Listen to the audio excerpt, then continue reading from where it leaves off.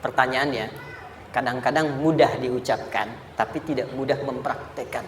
Bagaimana itu semua bisa ditempuh dengan baik, sehingga ketika mengalaminya, kita bisa tenang menghadapinya. Maka turunlah surah Al-Insyirah. Saya cepat.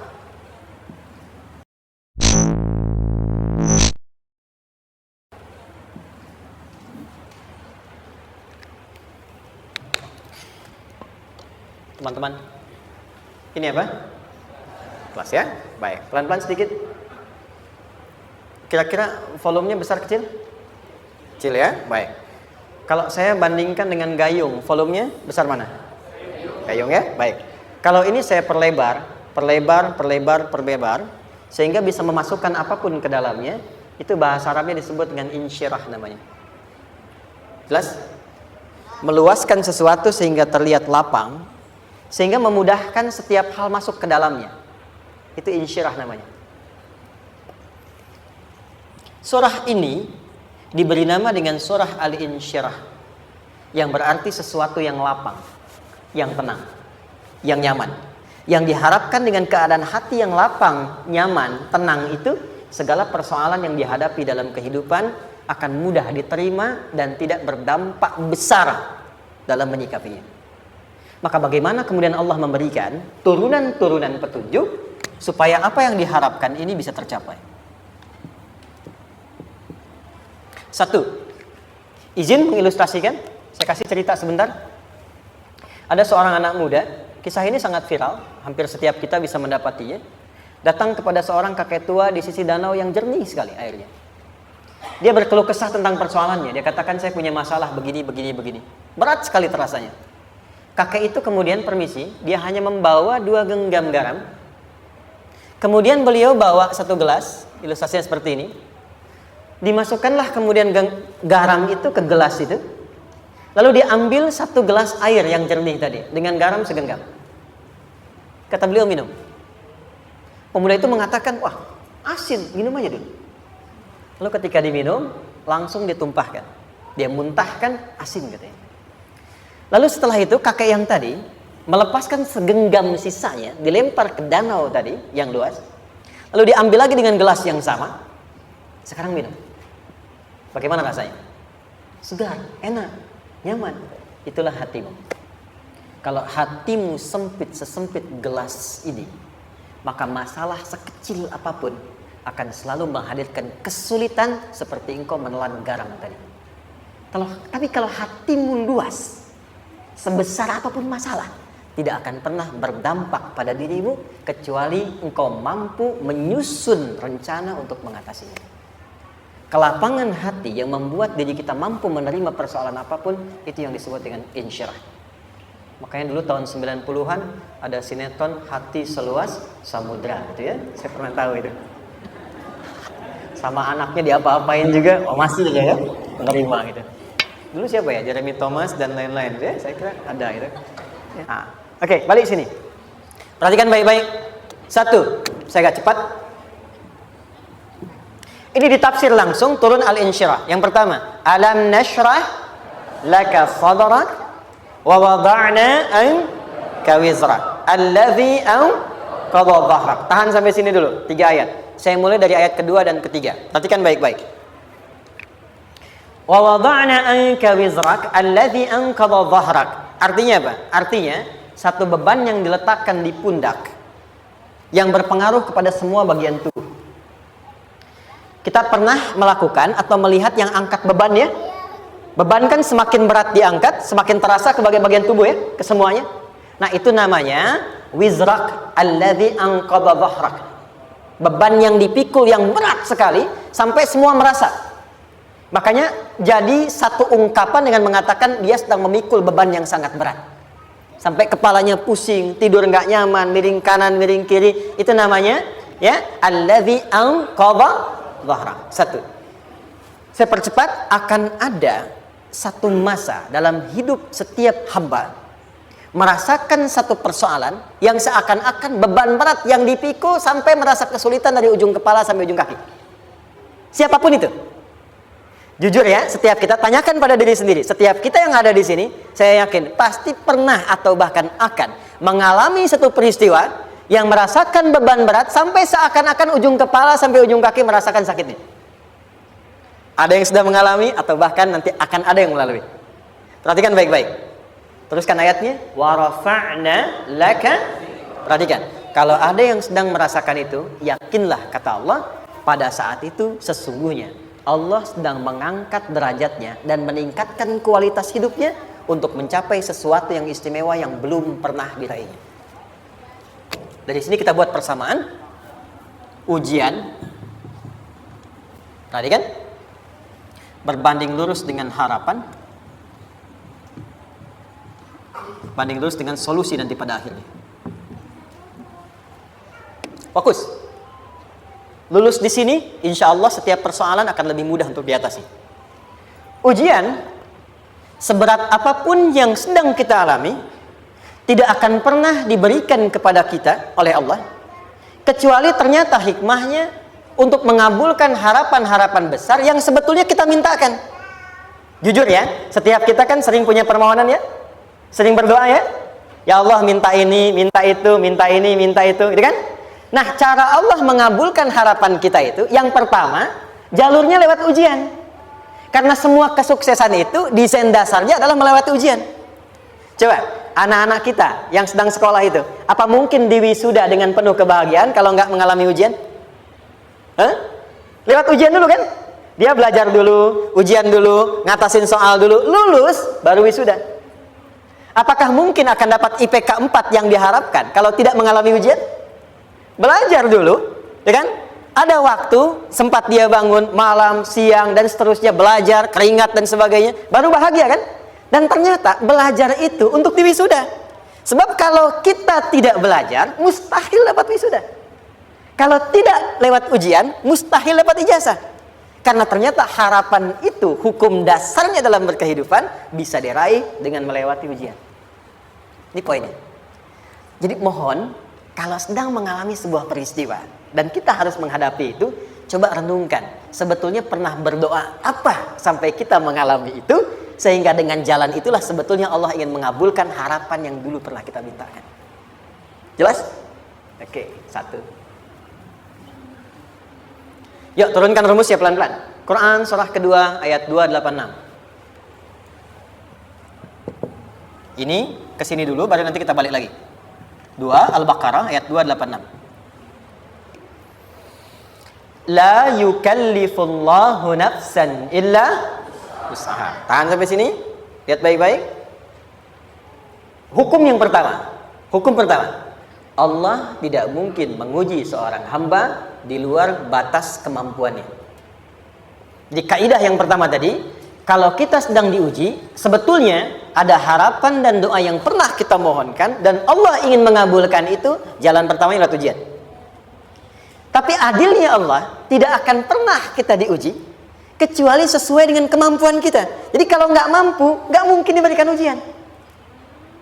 Ingat ya, kalau tidak mampu, tidak mungkin diberikan ujian. Artinya harapan yang kita mohonkan pun akan sesuai dengan kemampuan kita. Jadi kalau kita minta sesuatu nggak mungkin bisa menggunakannya, nggak akan dikasih. Nah, balik ke sini untuk memberikan ketenangan kepada hati kita. Kalau sedang menerima persoalan, setelah kita mengatakan, oh ini mungkin ada harapan yang ingin saya dapatkan, jalannya lewat sini. Untuk memberikan ketenangan kepada hati, begitu persoalannya tiba, langsung katakan pada diri kita, saya pasti bisa menjalaninya. Mustahil saya diuji kalau nggak mampu menjalaninya. Itu bahasa singkatnya. Ingat ya? Kalau ingin mudah menyelesaikan persoalan, kata Quran, setiap ada ujian, langsung katakan pada hati kita, insya Allah bisa. Nggak mungkin saya diuji kalau saya nggak sanggup. Jelas? Dan tanamkan itu pada hati yang paling dalam. Ini nggak mudah. Kalau cuma disimpan di pikiran, jadi beban. Tapi kalau Anda tanamkan dalam hati, seberat apapun masalahnya, pasti saya sanggup, pasti saya bisa. Pernah lihat dulu ada acara 90-an Benteng Hattori? Oke? Benteng Takeshi ya? Takeshi ya, gitu kan artinya kan bisa jawab ya. Saya tahu Ninja Hattori mendaki gunung lewati lembah ya tahu ya. Songoku, Songgohan apa? Saya tahu itu. Songoku, Kamehameha, Piccolo itu yang nulisnya Suzuki Watanabe, saya tahu itu. Benteng Hattori, balik lagi ya. Benteng Takeshi ya. Puncaknya kan main pakai itu kan? pakai tanknya dan sebagainya. Tapi pernah ingat gak satu episodenya itu? Begitu akan bertarung, kan selalu ada motivator di sampingnya itu mengatakan, ayo kamu bisa, gitu kan?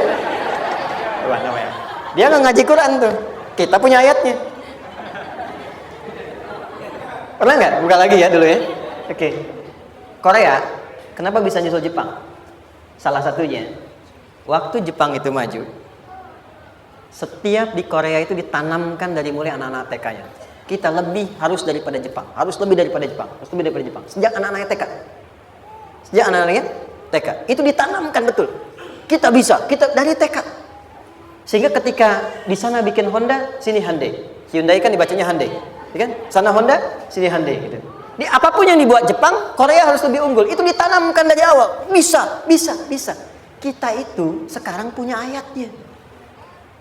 Jadi kalau sedang punya masalah seberat apapun, katakan pada diri kita, insya Allah bisa.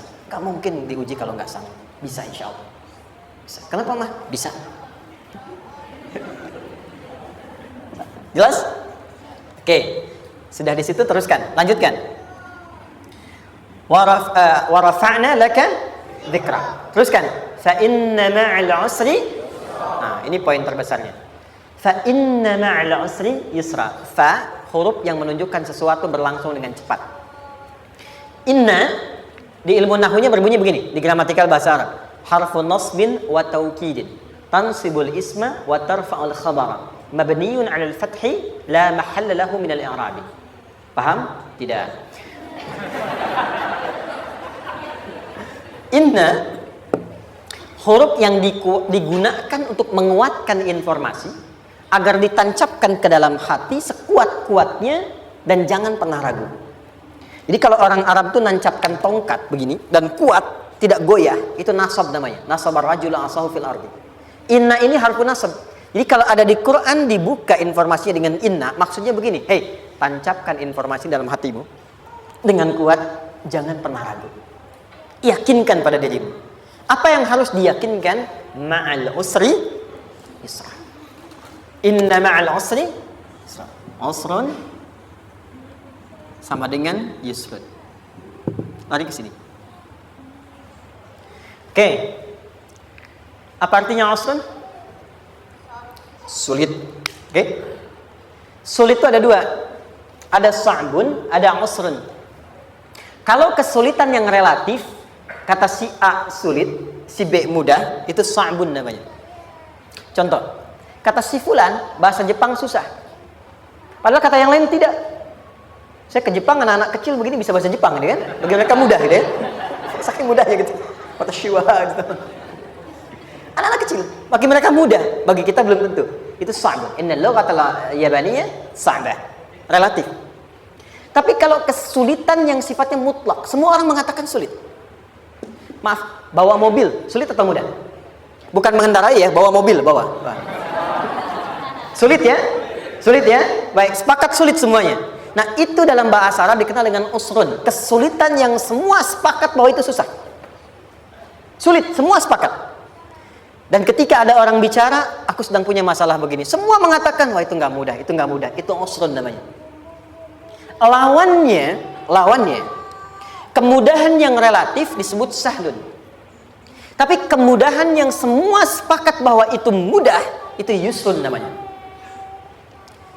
Mengangkat spidol, semua mengatakan mudah, ringan. Itu yusrun namanya. Perhatikan, Allah tidak memasangkan sa'bun dengan sahlun, tapi memasangkan usrun dengan yusrun.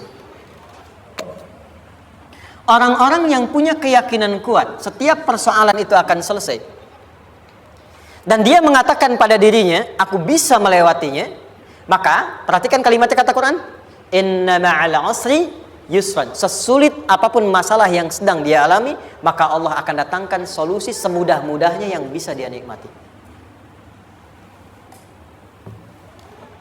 Dengan kata lain, kalau kita bawa ke bahasa psikologi, kalau sedang menghadapi persoalan seberat apapun, selain kita mengatakan, ini pasti bisa saya lalui, saya insya Allah sanggup mengatasinya, katakan pada diri kita, ini pasti selesai. Pasti ada solusinya, pasti mudah. Katakan, walaupun memang solusinya belum datang, tapi tenangkan pada diri kita dengan mengatakan, inna ma'al usri yusra. Bahasa psikologinya, katakan pada diri kita, ini pasti selesai. Nggak mungkin nggak selesai, pasti ada solusinya, pasti mudah. Itu lebih memberikan harapan pada diri kita untuk menuntaskan persoalan dibandingkan dengan meratapinya. Jelas? Teruskan. Fa inna ma'al usri. Kalau masih ragu kata Allah, katakan lagi sekali lagi. Sampai hati kita merasa nyaman. Jadi kalau sedang punya persoalan seberat apapun, tanamkan pada diri kita, pasti selesai. Belum nampak, insya Allah pasti selesai. Gak mungkin diuji kalau gak ada solusi. Itu lebih memberikan harapan. Setelah itu, fa'idha faraghta, mitigasi masalahnya, mitigasi persoalannya. Tuliskan, ini masalahnya apa? Rumah tangga. Apa saja misalnya, dia ada suami, ada istri, ada anak-anak. Masalah ada di mana? Kadang-kadang benangnya jadi kusut karena satu-satu nggak segera diselesaikan. Maka kata Al-Quran, fa'idha faraghta, satu-satu mitigasi dulu. Satu masalah di sini, lihat di suami, lihat di istri. Kalau pekerjaan, masalahnya apa? Sebelum bercabang kemana-mana, petakan. Apakah rekanannya? Apakah relasinya? Apakah kemampuannya? Apakah manajerialnya? Apakah marketingnya? Mitigasi, kotaki semua, selesaikan satu-satu. Setelah itu, apa yang dilakukan? Wa ila rabbika, tawakal sepenuhnya kepada Allah untuk menentukan hasilnya. Tawakal itu yang paling mahal.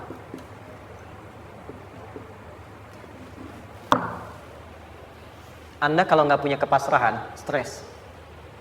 Karena selalu memikirkan apa yang mau dikerjakan dan selalu orientasi pada hasil. Kita punya tawakal. Kalau kita mampu menyerahkan sesuatu, gini, di sini ada orang yang paling jago misalnya main basket. Ada pertandingan basket. Begitu dibuka, udah tim musyawarah serahkan aja pada si fulan. Kan? Dia yang paling jago, dia. Bukankah dengan menyerahkan itu bukan hanya kita berikan sebuah tugas, ya kan? Tapi dengan itu ada kelapangan tersendiri kan? Yakinlah sukses, dia paling hebat. Pernah ada perasaan gitu?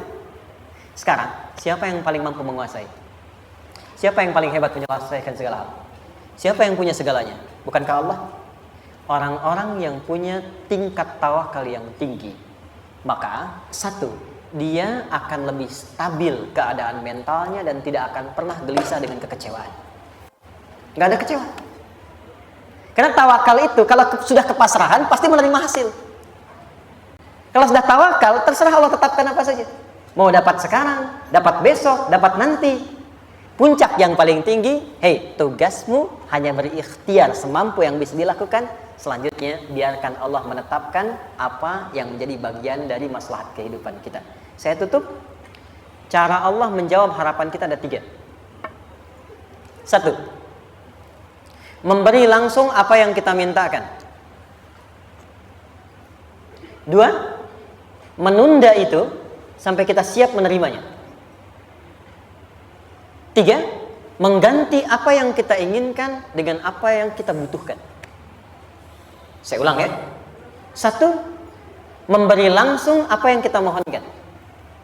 Misal, ya Allah saya ingin A misalnya. Anak saya pengen ke ITB. Tapi nggak mungkin tiba-tiba langsung masuk ITB kan? Pasti lewat ini dulu kan? Ada ujian dulu. Ikut tes dan seterusnya diterima. Sesuai.